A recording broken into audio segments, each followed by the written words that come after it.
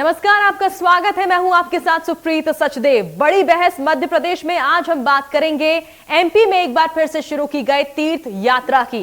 2023 में होने वाले चुनाव से पहले बीजेपी और कांग्रेस दोनों ही पार्टियों ने जनता की नब्ज को टटोलना शुरू कर दिया है। एक तरफ शिवराज सरकार जहां जनता के लिए रोज नई योजनाएं शुरू कर रहे हैं, तो दूसरी ओर कांग्रेस पार्टी सरकार के काम में खामियां गिना रही है। जनता के लिए किए जा रहे बैक टू बैक काम के इसी सिलसिले में आज सीएम शिवराज सिंह चौहान ने एक बार फिर तीर्थ यात्रा योजना की शुरुआत कर दी। योजना के तहत आज पहली ट्रेन भोपाल के कमलापति रेलवे स्टेशन से काशी विश्वनाथ के लिए रवाना हुई, जिसमें 974 तीर्थ यात्रियों की स्पेशल ट्रेन को मुख्यमंत्री शिवराज सिंह चौहान ने हरी झंडी दिखाकर रवाना किया। योजना के मुताबिक हर महीने देश के किसी न किसी तीर्थ स्थल पर बुजुर्गों को तीर्थ यात्रा कराई जाएगी। वैसे तो दर्शन योजना की शुरुआत 2013-14 में हुई थी, लेकिन 2020 में कोरोना के चलते योजना बंद हो गई थी और आज एक बार फिर इस योजना की शुरुआत नए रूप और नए कलेवर के साथ की गई है। तीर्थ दर्शन योजना को लेकर मध्य प्रदेश में जमकर सियासत भी हो रही है, जहां एक और मुख्यमंत्री शिवराज सिंह चौहान ने कांग्रेस पर इस योजना को बंद करने का आरोप लगाया, तो वहीं कांग्रेस ने दावा किया है कि कमलनाथ के 18 महीने के शासन में शिवराज के तीसरे कार्यकाल से दोगुनी ट्रेनें तीर्थ यात्रा योजना के तहत चलाई गई थी। अब पार्टियों के अपने अपने दावे और जनता को अपने पक्ष में करने को लेकर बयानबाजी की दौर जारी है, लेकिन देखना यह है कि एमपी की सियासत में यह तीर्थ यात्रा कितनी गेम चेंजर साबित होगी। उससे पहले सुनिए नेताओं का इस मामले पर क्या कहना है। लेकिन हम क्या करें, 18 में सरकार नहीं बनी, तब तक जैसा उषा जी बता रही थी 7,40,000 बुजुर्गों को यात्रा करवाई, तो बीच में यात्रा बंद हो गई। फिर कोरोना आ गया, तो कोरोना में बुजुर्गों को भेज नहीं सकते थे, लेकिन आज वो शुभ दिन फिर से आया है। आज से फिर तीर्थ दर्शन यात्रा शुरू हो रही है और अब ये ट्रेनें रुकेंगी नहीं, एक के बाद एक ट्रेनें मेरे बुजुर्गों जाती रहेंगी, आपको तीर्थ दर्शन कराती रहेंगी। में भारतीय जनता पार्टी माहिर है, एक झूठ परोसने में, दूसरा इवेंट मैनेजमेंट में। जब भारतीय जनता पार्टी के नेता ऐसी बात करते हैं, मूर्खतापूर्ण बात करते हैं, मैं कहना चाहूँगा कि तीर्थ दर्शन योजना कांग्रेस की सरकार में बंद की गई थी, तो मैं कहता हूं कि इससे ज़्यादा गैर तथ्यात्मक बात और कुछ नहीं हो सकती, क्योंकि कांग्रेस की सरकार में, माननीय कमलनाथ जी की सरकार में तीर्थ दर्शन योजना और ज़्यादा तेज़ी से चालू हुई थी और ज़्यादा से ज़्यादा तीर्थ स्थानों को उसमें जोड़ा गया था। देखिए, झंडे हाथ में थामे हुए हैं, एक तरफ जहाँ तो तीर्थ दर्शन यात्रा की शुरुआत आज मुख्यमंत्री ने की है। मुख्यमंत्री शिवराज सिंह चौहान इस दौरान मौजूद रहे रेलवे स्टेशन पर। उन्होंने हरी झंडी दिखाकर ट्रेन को रवाना किया। लगातार जो है योजनाओं की सौगात वो आम जनता को दे रहे हैं, मध्य प्रदेश वासियों को दे रहे हैं, और ऐसे में बुजुर्गों के लिए एक बार फिर से पिछले कुछ वक्त में देखा गया कि जिस तरह से कोरोना की वजह से इस योजना को बंद किया गया था, तीर्थ दर्शन यात्रा को बंद किया गया था, और ऐसे में एक बार फिर से ये यात्रा की शुरुआत आज से हुई है। खुद मुख्यमंत्री इस दौरान मौजूद रहे। बुजुर्गों में खासकर देखा गया कि कितना ज्यादा उत्साह इस यात्रा को लेकर था, और आज जो है ट्रेन भोपाल से रवाना हुई है, और ऐसे में जो है इस योजना को लेकर जो है कांग्रेस भी लगातार, चाहे कांग्रेस हो बीजेपी हो, एक दूसरे पर आरोप यहां पर लगाए जा रहे हैं। और हमारे साथ इस मुद्दे पर बातचीत करने के लिए खास पैनल जुड़ने जा रहा है। हमारे साथ मिथुन अहिरवार जुड़ रहे हैं, कांग्रेस के प्रवक्ता हैं, और साथ ही गीत धीर हैं, बीजेपी के प्रवक्ता। आप दोनों का बहुत बहुत स्वागत है। सबसे पहले मिथुन अहिरवार जी, आपका मैं रुख करना चाहूंगी। एक बार फिर से तीर्थ दर्शन यात्रा की शुरुआत मुख्यमंत्री ने कर दी है, अब इसमें क्या खामी है, बताइए। देखिए, खामी इसमें नहीं है, लेकिन वो लोग जो झूठ बोलने का हमेशा काम करते हैं और सरकार में रहते हुए करते हैं, पिछली सरकार के द्वारा किए गए किसी भी काम को एक्नॉलेज नहीं करते हैं, उसके खिलाफ हम लोगों की बात है। बात दरअसल ये है कि भारतीय जनता पार्टी के नेता रामेश्वर शर्मा जी जिनसे हम कोई इंटेलेक्ट बात की उम्मीद नहीं कर सकते। उनका कहना है कि कांग्रेस के ज़माने में ये योजना बंद कर दी गई थी, जबकि ऐसा कुछ है नहीं। हमने आंकड़े जारी करके ये बात रखी है कि कैसी ये योजना चल रही थी। और इससे पहले भी, मतलब उदाहरण के तौर पर तो आप देखें तो मध्य प्रदेश की विधानसभा में जैसे भारतीय जनता पार्टी ये कहती थी कि किसी किसान का कर्ज माफ नहीं हुआ, तो मध्य प्रदेश की विधानसभा में इनकी सरकार आने के बाद ये आंकड़ा रखा गया था कि 27 लाख लोगों का कर्ज माफ किया गया है। अभी भाजपा के प्रवक्ता, इनसे पूछ लीजिएगा ये हुआ था कि नहीं। भारतीय जनता पार्टी एक्चुअली करती कुछ नहीं है, बड़े इवेंट बनाती है और पिछली सरकार द्वारा किए गए जो एक्चुअल जेन्युइन काम है उनको वो नलीफाई करने का काम करती है। ये कहती है कि पिछली सरकारों ने कुछ किया ही नहीं। तो ये झूठ और प्रोपेगेंडा की राजनीति है, इसके खिलाफ हम लोग रहते हैं। पिछली सरकार में वे सभी योजनाएं दी गई थी जिसका हमने वादा किया था, चाहे वो बुजुर्गों की पेंशन अगर 300 से 600 रुपए हुई तो हमारे कार्यकाल में हुई, महाकाल मंदिर के जीर्णोद्धार के लिए 300 करोड़ रुपया दिया तो हमारे कार्यकाल में हुआ, 27 लाख किसानों का कर्जा माफ हुआ, 100 रुपए में 100 यूनिट की बिजली मिली जो भारतीय जनता पार्टी के लोगों को भी मिली, आम इंसान को भी मिली।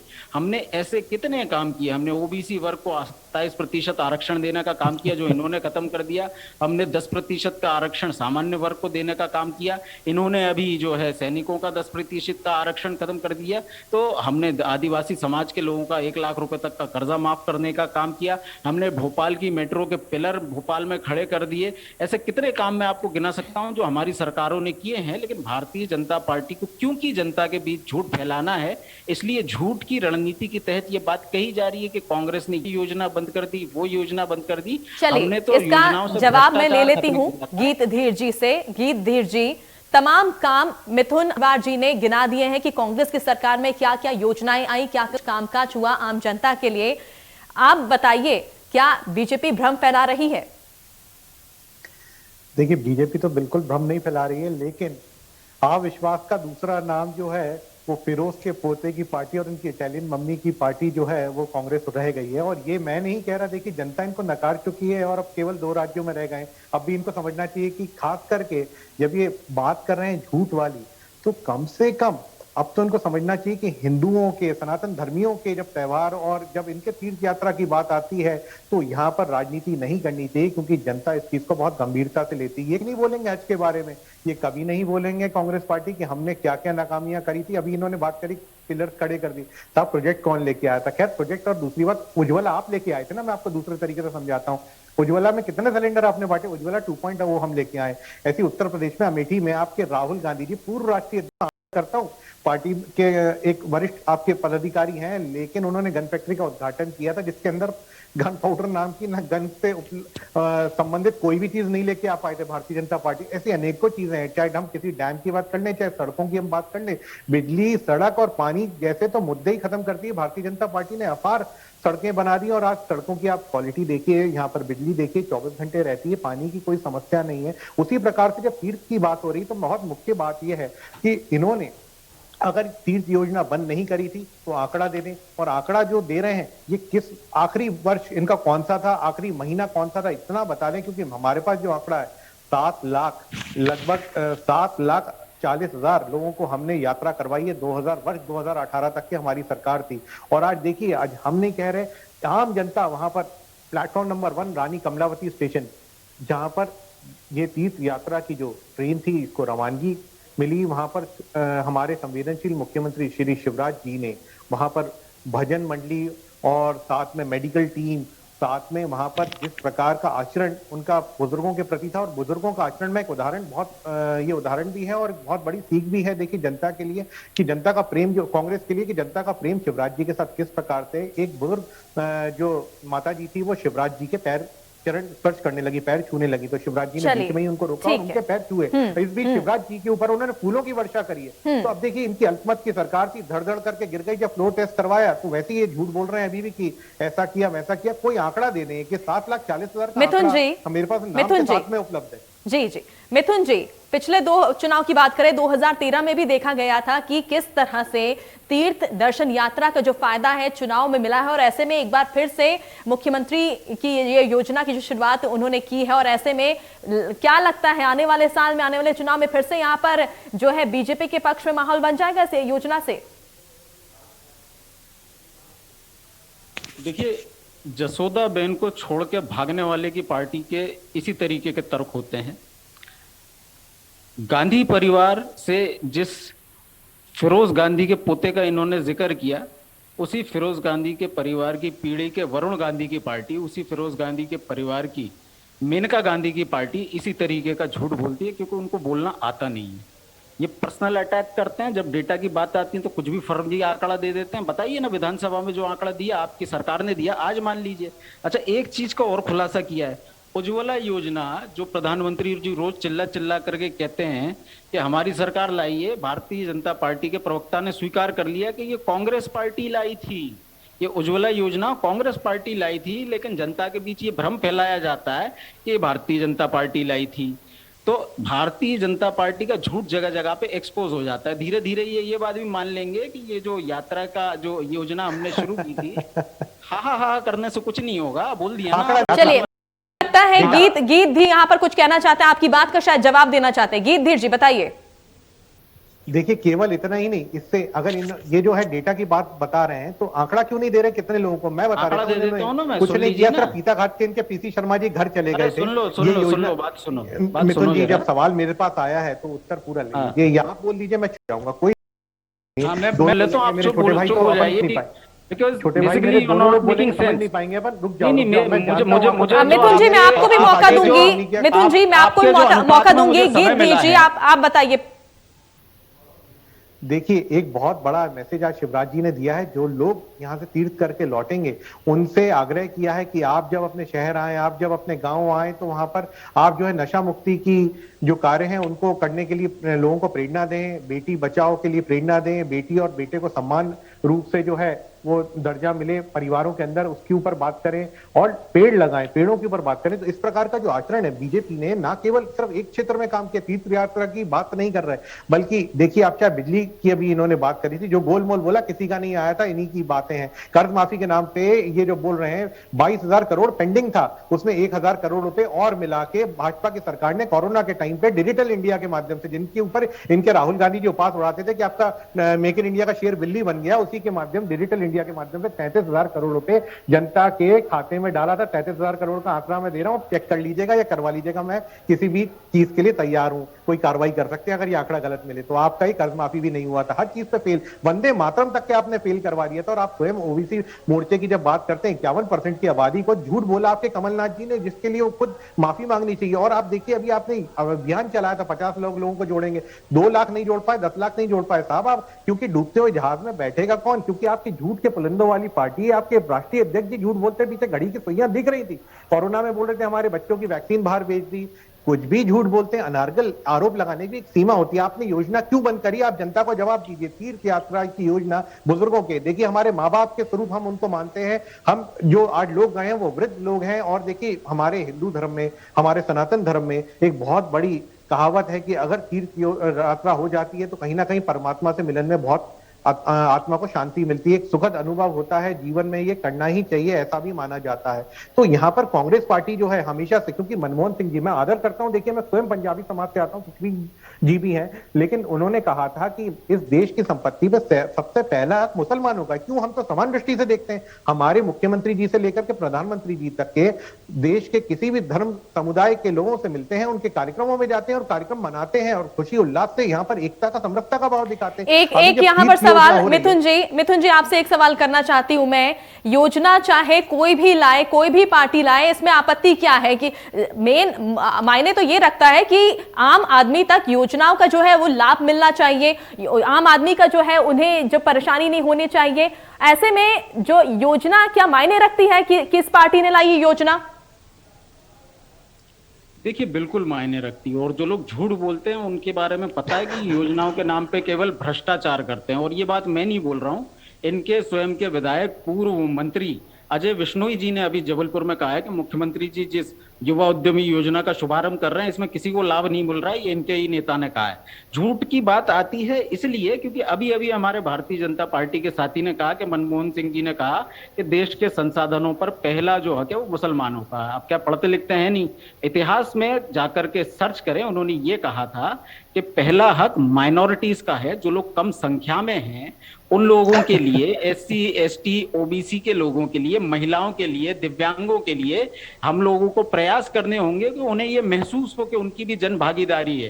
लेकिन आपको झूठ फैलाना तो फैलाएंगे, और जिस पंजाबी समाज की आप बात कर रहे हैं वो भी माइनॉरिटी में आता है, लेकिन क्योंकि आपने एक प्रोपेगेंडा खड़ा कर दिया है और उससे आगे आप लोग जानना ही नहीं चाहते, है ना, उससे आगे आप लोग बोलना ही नहीं चाहते, उससे आगे आप लोग बात ही नहीं करना चाहते, उसके आगे आपकी स्टडी नहीं होती है, तो इसमें कांग्रेस क्या कर सकती है। तीसरी बात मैं पूछना चाहता हूं, अभी कर्ज माफी की ये बात कर रहे थे, 33,000 करोड़, भाई साहब 33,000 करोड़ नहीं, टोटल जो कर्ज माफी की राशि है वो 55,000 करोड़ रुपए। आपसे निवेदन है थोड़ा सा अपने आंकड़े को ठीक कर लें। दूसरी बात मैं कहना चाहता हूं, और एक्स्ट्रा मिलाकर दिया था श्रीमान जी, चेक करिए किसने दिया जानकारी, इंटरनेशनल किसने दिया था, किसने दिया था, किसने, अभी अरे भाई साहब दोबारा सुन सरकार ने वर्ष 2020 में अप्रैल में दिया है, वर्ष 2020 अप्रैल में, ये भाजपा की भारतीय जनता पार्टी की सरकार ने। चलिए गीतधीर जी आप अपनी बात रखें, उससे पहले मैं ये जानना चाहूंगी कि कोविड की वजह से जो तीर्थ दर्शन यात्रा को रोका गया था, और ऐसे में कांग्रेस पर आरोप लगाना कि कांग्रेस ने तीर्थ दर्शन यात्रा रोकी। तो प्रीत जी बहुत अच्छा सवाल है, ये कोविड के कारण नहीं रुकी थी यात्रा, यही मैं कहना चाह रहा था कि इन्होंने कोविड के कारण नहीं रोकी थी, क्योंकि आज हमने जो पहली ट्रेन रवाना करी है इसमें 974 यानी कि 380 लोग के करीब हैं, जिसमें कि मेडिकल टीम और जो उसके अलावा जो भजन मंडली, इसकी गिनती नहीं है। इसमें सिर्फ जो यात्री गए हैं, जो बुजुर्ग लोग गए हैं, सिर्फ उनकी काउंटिंग है इसमें। तो इस आंकड़े के हिसाब से अगर आप देखेंगे तो ये 3,000 का आंकड़ा कहीं ना कहीं रफ आइडिया ये दे रहे थे इनके कांग्रेस के लोग, जो मैं सुन रहा हूं। तो देखिए जो आंकड़ा लेके आए इन्होंने, सिर्फ 1 या 2 ट्रेन, वो भी झूठे आंकड़े दे रहे हैं, क्योंकि लोग बता नहीं पा रहे एग्जैक्ट, और हमारे लगभग 7,40,000 लोग गए हैं। तो देखिए ये जो आंकड़ा आपका 1-1.5 साल में आप केवल 1 या 2 बार कर पाए, उसके बाद आपने योजना बंद कर, अगर निरंतर, हम तो बोल रहे हैं 22 तारीख को ये ट्रेन लौटेगी, और कितनी मिर्ची लगती है लग जाए, हम सब सर्वधर्म की बात करते हैं, ये ट्रेन चलती रहेगी शिवराज जी के राज में, और इस प्रकार से हम तीर्थ दर्शन करवाते रहेंगे बुजुर्गों को, अपने माँ बाप को, अपने ताए ताया को, अपने माए माई को, अपने आई को, हम ये दर्शन करवाते रहेंगे। अब हम रुकने वाले नहीं है, चाहे किसी को कितनी मिर्ची लगती है, क्योंकि ये बात होती है देश के हित के लिए, समाज के हित के लिए, और सनातनी धर्म के होने के नाते हम सब धर्मों का सम्मान करते हैं, और यहाँ पर किसी की कोई तकलीफ देने वाली बात ही नहीं। हम तो कांग्रेस से भी बोल रहे हैं, आते आपके कोई नेता, जनप्रतिनिधि नहीं है आपके, चलिए ठीक है, आपके जो नेता हैं वही आ जाते ये योजना में, तो हम तो आमंत्रित कर रहे थे, आइए। आप कहाँ है, आपका एक भी नेता, आपके दिग्विजय सिंह कहाँ थे, आपके कमलनाथ जी कहाँ थे, आपके बाकी नेता प्रजोरी जी कहाँ थे, कोई एक नेता आ जाता, आपके कोई पूर्व मंत्री आ जाते, आपके एक सारे मंत्री का गहरी नींद में कुंभकर्ण के सोए हुए थे, बुजुर्गों का, हमारा नहीं, बुजुर्गों का सम्मान करने आ जाते, उनके चरण स्पर्श कर देते, उनको माला पहना देते, हार पहना देते। कहाँ थे आपके? आप इस योजना को चलाना ही नहीं चाहते थे, आप हिंदू विरोधी हैं, क्योंकि आपके कमलनाथ जी ने कहा था कि साहब ओबीसी वाले और दलित वर्ग के लिए कहते थे कि वो हिंदू नहीं होते आपके, और मुसलमानों के साथ में फिर वो बोल रहे थे कि आप हिंदुओं को देख लेंगे। इस प्रकार का आज ये वीडियोस लीक हुए हैं साहब, ये आप डिनाई कर नहीं सकते इसको, और ऊपर से आप जांच करवा लीजिए इन वीडियोस की। तो आपके लोगों के, पार्टी के लोगों का इस प्रकार का आचरण कैसे रहता है कि कुछ भी धर्म के खिलाफ बोल देते हैं। आपके राहुल जी, मैं आदर कर रहा हूं, फिर से कुल्ला और आचमन में अंतर नहीं मालूम, और आप क्या हमें सनातन धर्मी के बारे में, चलिए मिथुन जी, चलिए आप बता दीजिए क्या क्या प्लानिंग है कांग्रेस की, क्या इसी तरह से आरोप लगाते रहेंगे, या आने वाले चुनाव को लेकर क्या जनता के सामने क्या जाएंगे, किन मुद्दों को लेकर जाएंगे? देखिए भाजपा के झूठ को लेकर के जाएंगे। सबसे पहला काम तो ये बोल रहे हैं कि 900 लोगों को हमने हज यात्रा, ये जो धर्म यात्रा पे भेजा है, 900 लोगों को, मतलब पिछले 17 साल में अगर 1,000 प्रति साल मान लें तो 17,000 लोगों को आपने भेजा। ये आंकड़ा भी हालांकि झूठा, और आप 7 लाख बता रहे हैं, ये आपका झूठ है जो जनता के सामने आना चाहिए। झूठ है, आपको झूठ के अलावा बोलना क्या आता है? अभी आप 33,000 करोड़ बता रहे थे, हाँ बताइए, हाँ नंबर बताइए, अरे फोन नंबर बताओ भाई, अभी लगाते हैं, पूछते हैं किसको भेजा है जी, डेटा है, बताओ, फोन नंबर बताओ, है क्या? तो झूठ मत बोलिए, बीच में चक्कर मत करिए, बीच में चक्कर मत करिए, ठीक है ना? दे रहा हूँ ना मैं आपको, चक्कर आप मत करिए, आपके पास है नहीं, नंबर है नहीं आपके पास, झूठ बोलना है। लेकिन जनता के लिए कार्य करना चाहिए होते तो जानकारी लेकर के आते आप। पूर्व आपके जो राष्ट्रीय अध्यक्ष जी जैसे वो अंधविश्वास फैलाते हैं, वैसे आप महोदय केवल आप मुझे रोकती हैं क्या? आप करेली की बात देखिए, वहां पर भी हिंदुओं के ऊपर आपने कोई कार्रवाई नहीं करवाई, वहां पर जो है 25 से 30 हिंदू घायल हुए, वहां पर आप जो है कोई कार्रवाई नहीं करवा पाए। सरकार, चलिए आप ठीक है, आप अपनी बात पूरी करिए मिथुन जी, डेटा को छोड़िए, आगे बढ़िए। अरे मैडम, जब मैं बोलता हूँ वो बीच में लग जाते हैं, आप रोकती नहीं है उनको, मैं बोलता हूँ बीच में तो आप कहते हैं आप बोलिए, दीजिए। हाँ, मैं ये निवेदन कर रहा हूं कि ऐसी स्तरहीन बातें जिनको बात करना नहीं आता, किस प्लेटफॉर्म पे किस तरीके से बात करते हैं, किस नेता के बारे में क्या बोलना है, आकर के फेक न्यूज प्रोपेल करते हैं यहाँ पर पे। ऐसे लोग जो भारतीय जनता पार्टी के अधिकृत प्रवक्ता भी नहीं है, उनको उनसे इसी तरीके की बहस की उम्मीद होती है। बात दरअसल ये है कि हमारे नेता आज उन बहनों के साथ हैं जिन 2 बहनों की मौत हो गई है आंगनवाड़ी कार्यकर्ताओं की आपकी सरकार के विरोध में करते हुए। हमारे नेता वहां हैं जहां आप लोग बुजुर्गों को मार रहे हैं, जहां आप लोग बेरोजगारों को मार रहे हैं, नौकरी मांगने पर, बुजुर्गों को पेंशन मांगने पर मार रहे हैं। उन लोगों के साथ हमारे नेताजी खड़े हुए हैं, उन लोगों के साथ खड़े हैं जिनका की आरक्षण आप लोग छीन करके खा गए, उन सैनिकों के साथ खड़े हैं कि जिनको की आपने नियुक्तियां। चलिए ठीक है, चूंकि समय कम है, मैं गीत धीर का रुख करना चाहूंगी। गीत धीर जी, आप बता दीजिए आगे क्या रणनीति है बीजेपी की पार्टी की? देखिए, मैं रणनीति के साथ में इनका उत्तर भी दे देता हूं तो समय की सीमा भी बच जाएगी। देखिए, इन्होंने काफी सारी चीजें गिनवाई और झूठ की बातें करी, खुद झूठ बोल रहे हैं। हम तो सबके साथ खड़े, सबका साथ, सबका विकास, सबका प्रयास और सबका विश्वास की बातें करते हैं। चाहे सैनिकों को, जिनके दिग्विजय सिंह सवाल उठाते थे सेना के अटैक पे, ये लोग क्या बात करेंगे? सेना के सम्मान में हम खड़े। हमारे मोदी जी जब जाते हैं तो सबने देखा है, राष्ट्र सेवक बोलते हैं अपने आप को, प्रधान सेवक बोलते हैं राष्ट्र का, और वो किस प्रकार से आदर और सम्मान मिलता है उनको आर्मी की तरफ से, आप खुद देखते हैं और व्यक्तिगत रूप से भी लोग देते हैं। उसके अलावा इन्होंने जितने आंकड़े दिए, एक भी चीज नहीं बता पाए और किस प्रकार से आचरण और किस प्रकार की नीतियों की बात करें। हमारे पास तो हर प्रकार की नीति, क्योंकि हम धरातल पे कार्य कर रहे हैं। आपने एक चीज पूछी थी कि आगे क्या रणनीति। हमारा भारतीय जनता पार्टी का पेड़ ऊंचाई कितनी पकड़े ये हमारे लिए महत्वपूर्ण नहीं है, लेकिन हमारी जड़ें कितनी गहरी हो रही है ये हमारे लिए बहुत आवश्यक और बहुत महत्वपूर्ण है। हम अंत्योदय को ध्यान में रखते हुए कार्य करते हैं, जमीनी स्तर पर कार्य करते हैं और जनता तक के हर सरकार की योजना पहुंच पाए, इसके लिए ही हमारे मंत्री जी, हमारे मुख्यमंत्री जी और हम एक पार्टी का एक छोटा सा सिपाही होने के नाते, एक प्रवक्ता होने के नाते जो मैं कर सकता हूं, मैं भी जनता तक की योजनाओं पहुंचाने का कार्य करता हूं और करता रहूंगा। चलिए, बहुत बहुत शुक्रिया आप दोनों का हमारे साथ जुड़ने के लिए। तो तीर्थ दर्शन यात्रा की शुरुआत एक बार फिर से हो चुकी है और ऐसे में अब जो है देखना यह है कि इस योजना से आगे किस तरह से बीजेपी को इसका फायदा आने वाले चुनाव में मिलता है, यह आने वाला वक्त ही बताएगा। फिलहाल खास पेशकश में इतना ही। नमस्कार।